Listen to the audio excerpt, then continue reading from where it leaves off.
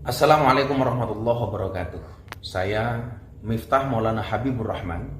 Dengan kerendahan hati, saya minta maaf atas kekhilafan saya untuk lebih berhati-hati menyampaikan pendapat dan pidato di depan masyarakat umum.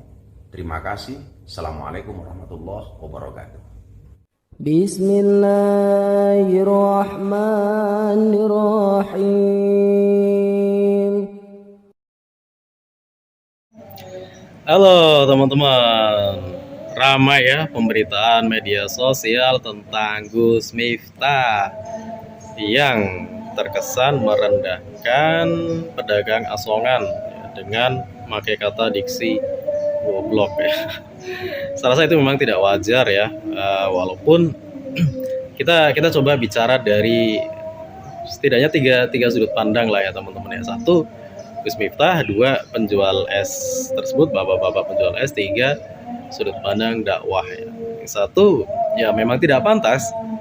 Mau Gus Miftah membela itu humor, mau membela ya humor dari berdakwah, terus misalkan pendukungnya gua membela, wah Gus Miftah kan juga sering memborong dagangan para pedagang, juga berdakwahnya kan selama ini dikenal di lokalisasi dan sebagainya. Yang jelas kebaikan beliau yang banyak, oke lah.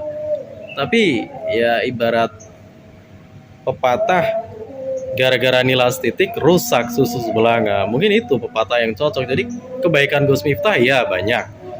Tapi gara-gara satu kata itu, kata goblok itu yang ditujukan kepada pedagang asongan ya, es teh itu ya, itu salah, jelas salah ya, harusnya minta maaf saja lah.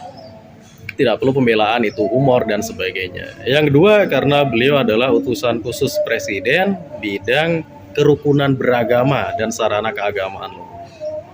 Bidang kerukunan beragama berarti kan beliau harus bisa menjamin kerukunan beragama di Indonesia, di mana negara mengakui ada 6 agama: Islam, Kristen, Katolik, Hindu, Buddha, dan Konghucu, ada 6. Lah kalau di internal umat agama saja, internal Islam saja beliau tidak bisa menghadirkan kerukunan, bagaimana beliau akan menghadirkan kerukunan bagi antar umat beragama, kan pertanyaannya seperti itu. Jadi menurut saya ya minta maaf aja lah.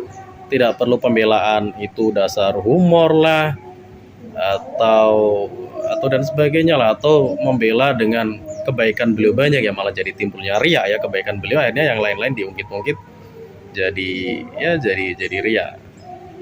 Yang kedua, terkait bapak-bapak penjual es tersebut, kalau saya pribadi melihat sih ya mudah-mudahan banyak hikmah ya Pak. Jadi dipermalukan di tempat umum dengan satu kata-kata yang kasar, ya mudah-mudahan hikmahnya Bapak setelah ini banyak masyarakat yang peduli, yang memberikan dukungan baik moral maupun material, karena saya baca berita dengannya sudah ada yang mau ngasih umroh gratis ya bagi bapak penjual es ya, masya Allah ya, itu hikmahnya Pak. Nah yang ketiga, terkait dakwah teman-teman, dakwah itu harus mengedepankan akhlak ya, bukan mengedepankan humor. Kalau kita melihat baginda Nabi Muhammad SAW, beliau diutus liutami memakarimah akhlak, ta'lin tak bukan untuk menyempurnakan akhlak manusia. Jadi yang dikedepankan akhlak. Para wali yang mendakwahkan Islam ke Nusantara ya, lalu dikenal dengan organisasinya Wali Songo, yang mengedepankan akhlak. Gus Miftah sebagai pendakwah ya idealnya mengedepankan akhlak, bukan olok-olok ya. Oke lah dengan humor, tapi humor itu adalah bagian metode untuk akhlak itu ditonjolkan dan sampai kepada umat, kepada pendengar, bukan mementingkan humornya akhirnya mengabaikan keteladanannya, mengabaikan contoh akhlak yang baiknya. Itu kan mengatakan goblok itu kan bukan akhlak yang baik ya, merendahkan orang lain di depan umum lagi.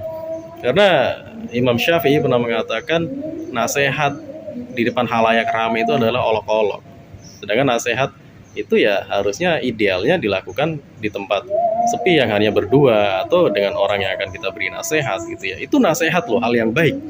Apalagi perkataan yang merendahkan, perkataan kasar seperti goblok itu jelas-jelas merendahkan ya. Jadi saya rasa itu teman-teman tiga hal komentar dari Mr. Rahmat terkait kasus yang sedang viral gitu ya. Mudah-mudahan ada manfaatnya. Assalamualaikum warahmatullahi wabarakatuh.